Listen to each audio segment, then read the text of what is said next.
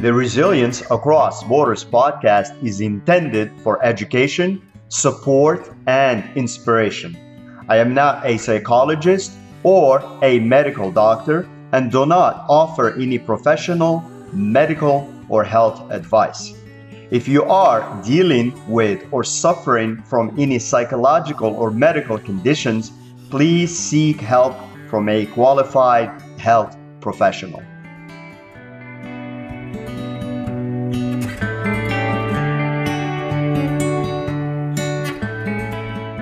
Hello and welcome back to Resilience Across Borders podcast. I'm your host, Rashid Zahidi, an author of the Emojim Journal, which is a guidebook and a workbook to help you get clear on your goals and stay focused on your priorities and overall institute better habits. So in today's episode, we will talk about decision fatigue and why we end up making poor decisions when we are overwhelmed. So, have you ever reached the end of a long day and made a choice that you knew was not in your best interest? Maybe you ordered food you normally wouldn't order. Maybe you skipped the workout you had planned. Maybe you sent a reactionary text or email. Maybe you avoided an important conversation. Maybe you made an impulse purchase or just agreed to something you did not have the capacity to handle, nor is it aligned with what your life goals are. So it is easy to label these moments as laziness or poor discipline or a lack of motivation, but often the real issue is decision fatigue. Decision fatigue is the mental depletion that occurs after making too many choices. Every decision, big or small, uses cognitive energy.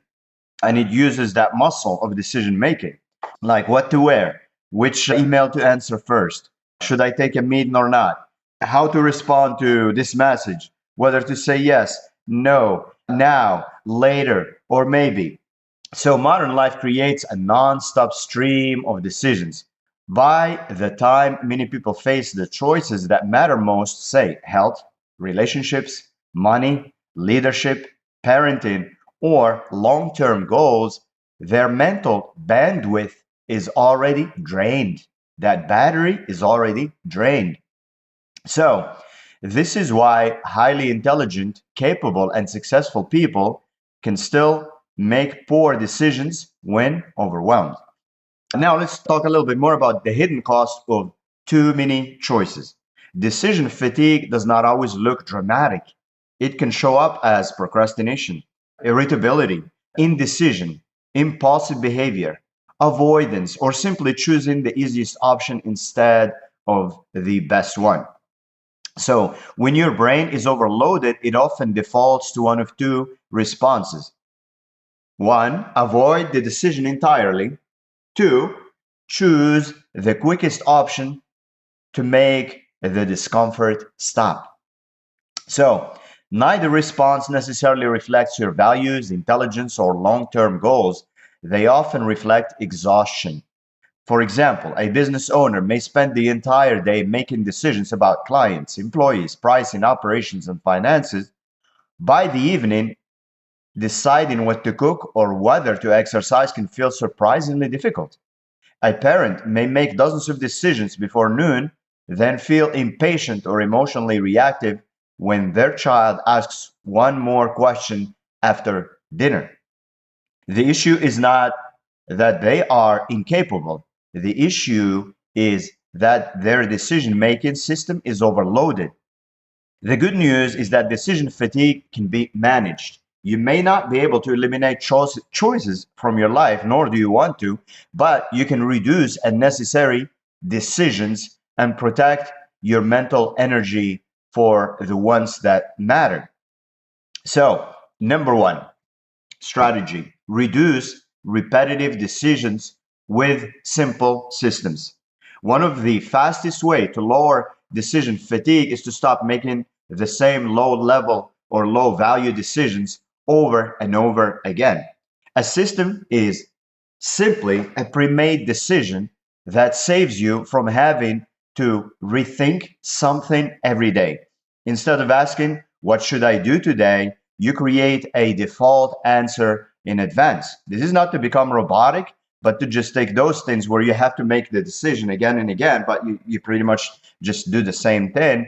So that decision is pretty much made, and that becomes a system, and then that you repeat. So your mind doesn't have to keep making that decision over and over again. Okay, let's give a practical use or a way you can approach it. For instance, like obviously the morning habits, the morning default, your morning can set the tone for your entire day. If you begin by making 10 small choices, what to wear, what to eat, whether to check social media, what task to start with, you may already be mentally drained before your most important work begins. So instead, you can create a simple morning structure. Say, okay, you wake up roughly at the same time. So you drink water. You avoid checking your phone for the first 20, 30 minutes at least. And you review your top priorities for the day and based on impact and on importance. And then say, eat a breakfast, a favorite breakfast or a rotation of favorite breakfasts between 2 or 3 options that you have. And then you say, okay, if I have this option Monday, I have this option Tuesday, and then I have this option Wednesday, unless you really love one very much and you can have it every day. But the important thing here is not to just have to struggle every morning trying to make that decision. For instance, instead of deciding every morning, you may choose eggs and fruit on weekdays, oatmeal on alternate days, and a protein smoothie when you are short on time. The goal is not perfection. The goal is to remove unnecessary mental friction so you don't get exhausted before even your day begins. You can also use a weekly meal rotation. Food decisions are one of the most common sources of daily mental overload. Choose 5 to 7 easy meals that your household enjoys and rotate them. You can still add variety, but your default plan reduces the question of what are we having for dinner from a daily debate into a simple routine. For example, Monday, grilled chicken or fish with vegetables. Tuesday, tacos or bowls. Wednesday, stir fry. Thursday, maybe leftovers or meal prepped night. And Friday, maybe eat out or take out or family favorite. Everybody has their own things. I know me and my kids, we like to eat out every now and then, sometimes more than every now and then. A meal rotation does not remove freedom, it protects your energy for more meaningful decisions. Number 2, make important decisions before you are drained. While that battery is full, that's when you make those important decisions before the little decisions drain your battery. And then when you come to the big decisions, the battery is drained. So not all hours of the day are equal. For many people, decision quality is strongest earlier in the day before meetings, messages, stressors, and responsibilities begin competing for attention. If you wait until late afternoon or evening to make major decisions, you may be relying on a depleted version of yourself. So whenever possible, schedule important thinking when your mind is clearer. You can protect your daily decision window. Set aside 30 to 60 minutes during your strongest mental period for decisions that require judgment, planning, and creativity. You don't always need this much time if there is a lot of routine in your day. I usually do this like for me within less than 5 minutes because I'm always refining that list. And the day before, I cross out certain things, I take out certain things, and they plant the seeds for the next day.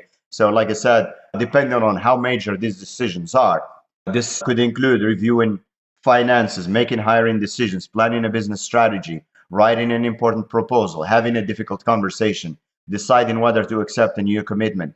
So like for instance, if you decide one of these bigger ones is the most important thing for that day, then obviously you've decided and you want to give it your peak time, your peak brain thing. But even though you review like 5 minutes or so, but you dig into the most important one now for 30 to 60 minutes at least.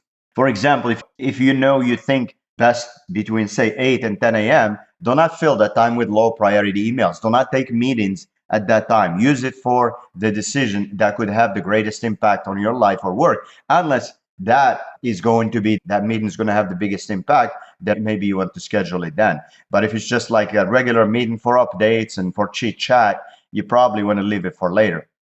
Do not make major decisions when emotionally activated. Avoid making permanent decisions when in temporary emotional states.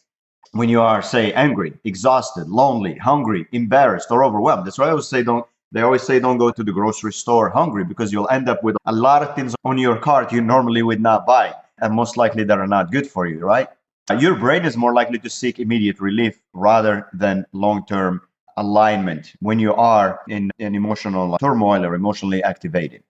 For example, after a stressful day, you may feel tempted to quit a job and a relationship, send a harsh message, or make an expensive purchase. Instead, create a personal rule. I do not make major decisions after 8 p.m. or when I am emotionally flooded.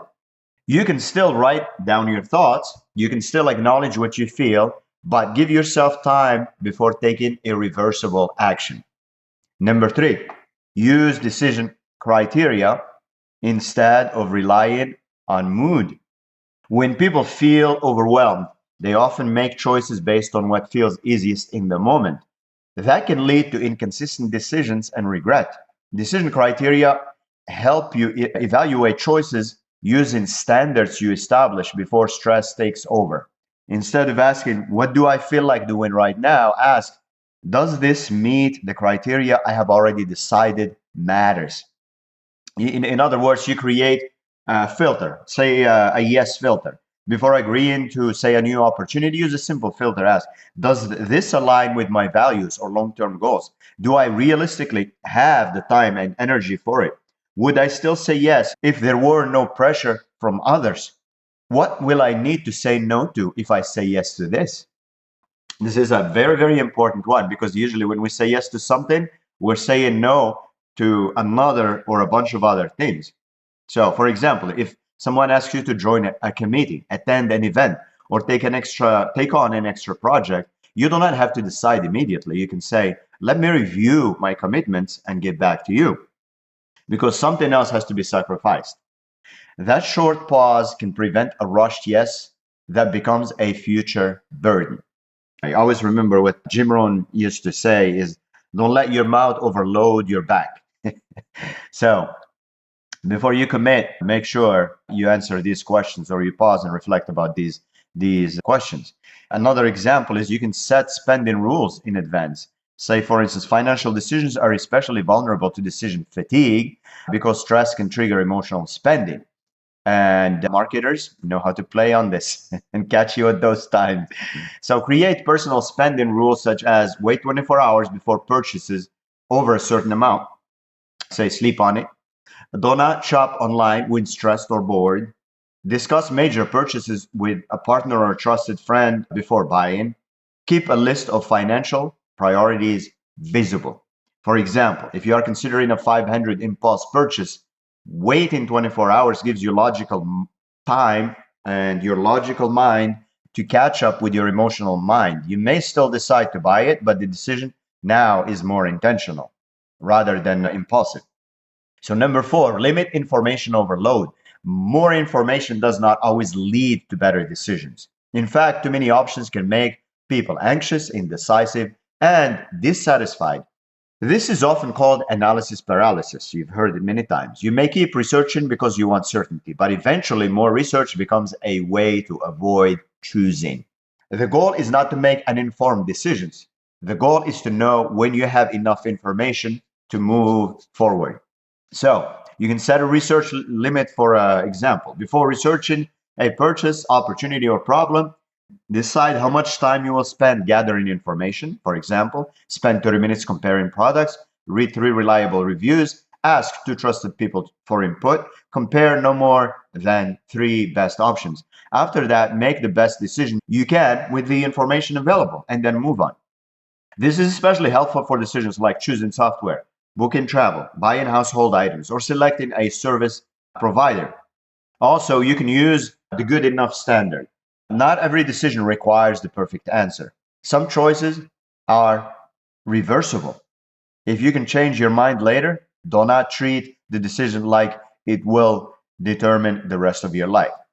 So the decisions that are not going to determine the rest of your life and are reversible, therefore, do not require that extended extra research and agonizing over. So for example, choosing a new productivity app does not need 3 weeks of research. Pick one that meets most of your needs, try it for 30 days, and evaluate it later. Not to mention now, with all the assistants available, like artificial intelligence that can do the research for you, if you know exactly how to ask it and what to ask it, can give you the best three options based on your criteria. Saving your mental energy for high impact decisions is often wiser than trying to optimize every small choice. Number 5, build recovery time into your decision making process. Your brain needs recovery just as your body does. Constant stimulation, meetings, notifications, and problem solving can keep your nervous system in a state of continuous demand. Without breaks, even small choices begin to feel heavier. Recovery does not mean avoiding responsibility, it means creating enough space for your mind to reset. So you can take short decision breaks. After a series of meetings, difficult calls, or intense work sessions, take a short break from it all before moving into another major decision.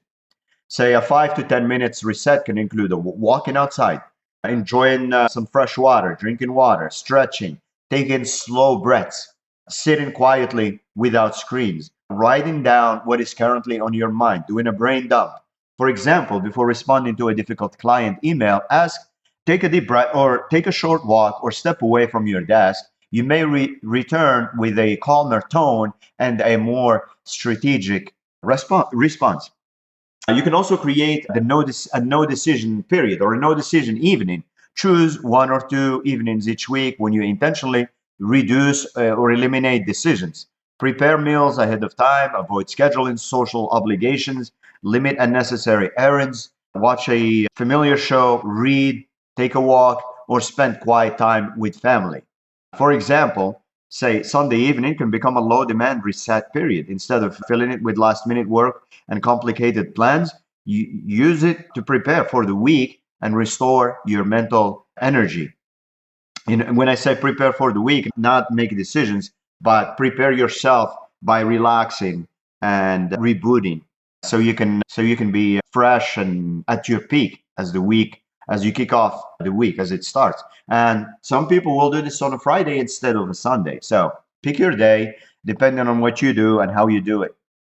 So number 6, separate urgent decisions from important decisions. Modern life trains us to respond quickly. And I did a whole episode about just how urgency is becoming this thing that is just relentless. See, everything seems to be urgent when it isn't. So, anyways, emails feel urgent, texts feel urgent, notifications feel urgent, other people's requests can feel urgent, but urgency and importance are not the same thing. When everything feels immediate, you may make reactive decisions instead of strategic ones. So, practical uses, you can ask, what happens if I wait? Before responding immediately, ask yourself, is this truly urgent? What happens if I respond tomorrow? Does this require my decision or can someone else handle it? Am I reacting to pressure or responding to importance? So, for example, a client may send an email marked urgent, quote, but the issue may not require an answer within 5 minutes. A thoughtful response later in the day may be better than a rush response that creates confusion or additional work. Also, just when someone sends an email, you don't need to drop everything and respond to it. You can place it where it belongs in the priority list, and it may be even the next day, or it may even be days later. It depends. I don't know. It depends on the relationship, and it depends on how important it is and what it means. So, anyways, you can also use a decision parking lot. Keep a note on your phone or desk. You can call it decisions to revisit. When a non-urgent issue appears, write it down rather than forcing yourself to decide immediately. Let it sit there, let it marinate. So examples may include, should I change my gym membership? Should I attend a networking event next month? Should I upgrade my software? Should I start a new project? Review the list once or twice per week during your protected decision window. This prevents small choices from interrupting your focus all day because you park it somewhere, you know it's safe, you don't have to chew on it, you don't have to do anything, so you know it's in a safe place, and then you revisit it on your own terms when you want to. So, number 7, protect your energy by saying no more intentionally. This is not easy. Every yes creates another decision, responsibility, and demand on your time. When you say yes too quickly, you may create a life filled with obligations that drain your energy and reduce your ability to focus and what matters most. And you may resent yourself and resent others. So saying no is not selfish, it is a form of capacity management. You can use a delayed response script. Instead of answering immediately, use a simple phrase, let me check my schedule and get back to you. Or, I appreciate you thinking of me. I need to review my current commitments and I will revert. I cannot commit to that right now, but thank you for asking is another way to go about it. Okay? If you know already. So for example, if a colleague asks you to take on another project, a delayed response gives you time to evaluate whether it supports your priorities or simply adds pressure. Because it doesn't help anyone if you take on a project anyways that you're not going to do or don't have the capacity to do. Again, it's going to create problems for you and for others. It's better to deal with it the proper way. So also identify what you can call your non-negotiables. Choose 3 to 5 areas that deserve protected energy. These may include your health, your children or family, your business priorities, your sleep, your relationship, your recovery after a difficult season. So if anything is going to take away from these or interfere with this, for example, you may want to think not just twice, but obviously you want to say no. But I know life sometimes like throws these difficult decisions at us. But when you have these mechanisms, it's easier for those that are not really, that don't require that bandwidth, that are not that important in that hierarchy, in other words. So when a new request appears, compare it to your non-negotiables. If it threatens the areas you have identified as essential, the answer may need to be no. So better decisions begin with better energy management. Decision fatigue is not a sign that you are weak, unmotivated, or incapable. It is a signal that your mental resources are being stretched too thin. Smart people make poor decisions when they are overwhelmed because intelligence does not eliminate the limits of attention, energy, and emotional regulation. The solution is not to become more productive every minute of the day. The solution is to become more intentional about where your decision making energy goes. Reduce repetitive choices. Make important decisions when you are mentally clear. Use criteria instead of mood. Limit information overload. Create recovery time. Separate urgency from importance. Protect your energy by saying no when necessary. Your life may always include difficult choices, but when you reduce the unnecessary ones, you create more capacity to make the important ones with clarity, with confidence, and with purpose. So as always, thank you for tuning into the Resilience Across Borders podcast. If you are enjoying the podcast, please share it, please review it, follow on your favorite social media, or one central place at resilience.com, ATRESILIENCE.com. Remember to be kind to yourself and be kind to others and stay resilient.